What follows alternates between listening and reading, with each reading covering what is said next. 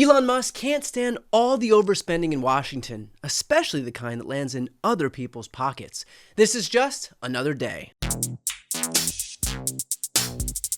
As of this week, Elon Musk has moved on from Washington and is no longer Dr. Doge. But just because he's thumbed his nose at the government doesn't mean he can't also use that thumb to type. Well, we just got a tweet from Elon Musk, which kind of rattles the cages here in Washington and Republicans who support this big, beautiful bill. Take a look at the tweet, which I'm told we do have ready here, from Elon Musk, who says, "I'm sorry, but I just can't stand it anymore. This massive, outrageous, pork-filled congressional spending bill is a disgusting abomination. Shame on those who voted for it. You know you did wrong. You know it." Ouch! Right now, someone's changing the locks and that gold key is not working anymore. So the guy who can't go one round with a toddler decided the fight that he wanted to wage was with his own party in Congress over his former boss's spending bill. I'm curious how that's sitting with this administration. Look, the president already knows where Elon Musk stood on this bill. It doesn't change the president's opinion. This is one big, beautiful bill, and he's sticking to it. Gosh, I'm so confused. I guess this bill really is in the eye of the beholder. You know, like a shirtless Elon. Some people see it as big and beautiful. Others see it as a massive, pork-filled, disgusting abomination.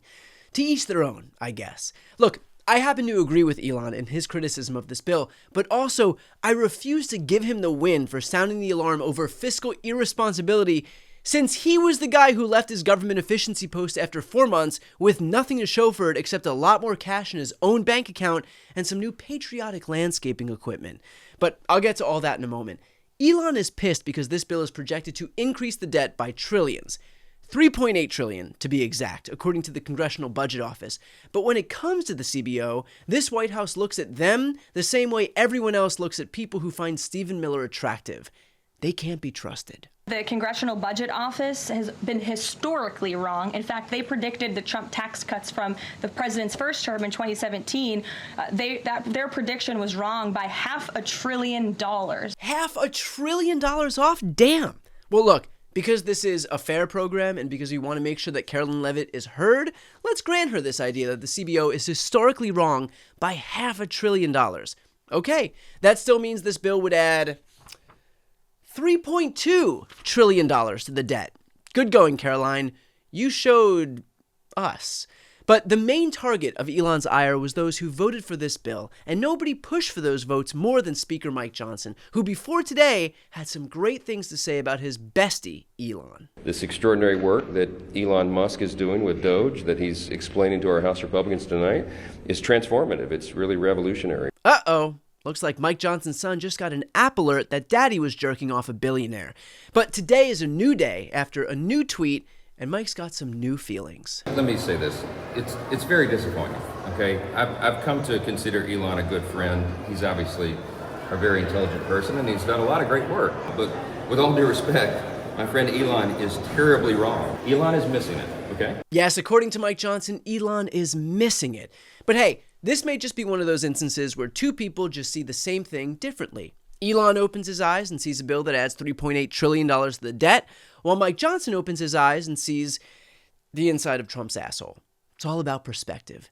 And Mike isn't mad, he's just disappointed. We had a long conversation yesterday, he and I.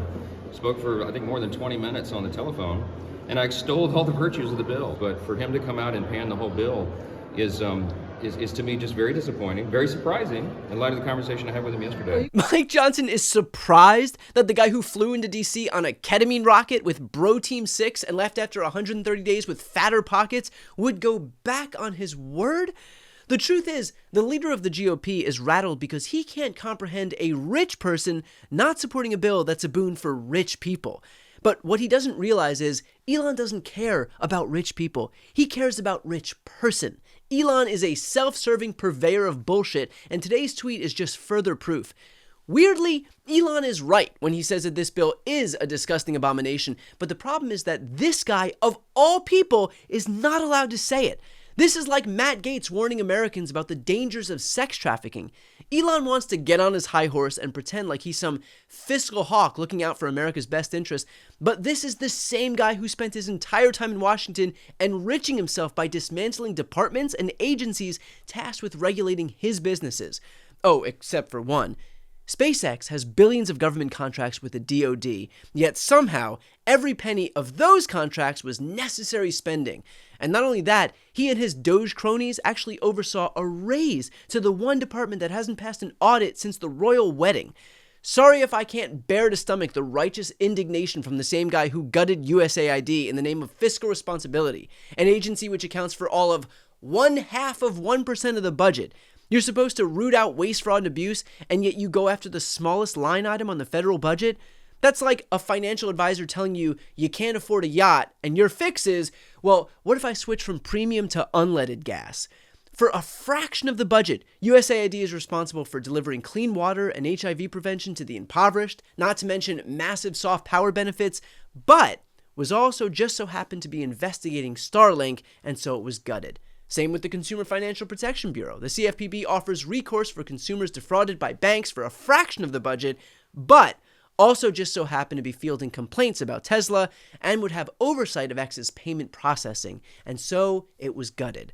Starting to see a trend? So yes, this bill gives over $600 billion in tax cuts to the top 1% of Americans. It throws almost 14 million people off of Medicaid and takes $300 billion from programs that feed the hungry. But we don't need to hear any of that from this asshole, the richest man in the world who was supposed to right all of the American government's financial wrongs, only to be the biggest perpetrator of waste, fraud, and abuse, so long as it benefited him.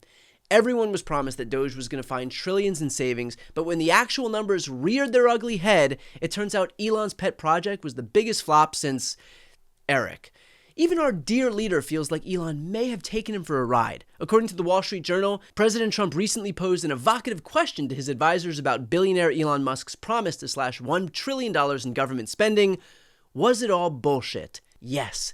Yes, it was. And stop acting like you care. You are not allowed to claim that you hire the best people and then, under your watch, one of those best people quits after doing 4 months of self-dealing and you give him a golden key. A key I presume Elon will use less for unlocking things and more for snorting things off of. Elon is a liar, a fraud, and from the moment he dumped millions and millions into Trump's campaign, he knew what he was doing. When it comes to disgusting abominations, like the Highlander says, there can be only one. Before you go, if you enjoyed this content and you want to see more and support independent media, please subscribe to this channel. The subscribe button will be right here on the screen. But second, the reality is that we are now in a political environment where this administration can lean on any of the social media platforms to suppress certain voices if they don't like critical coverage. That means my longevity here is in the hands of a few tech billionaires who are already making it clear that they are willing to cater to this administration.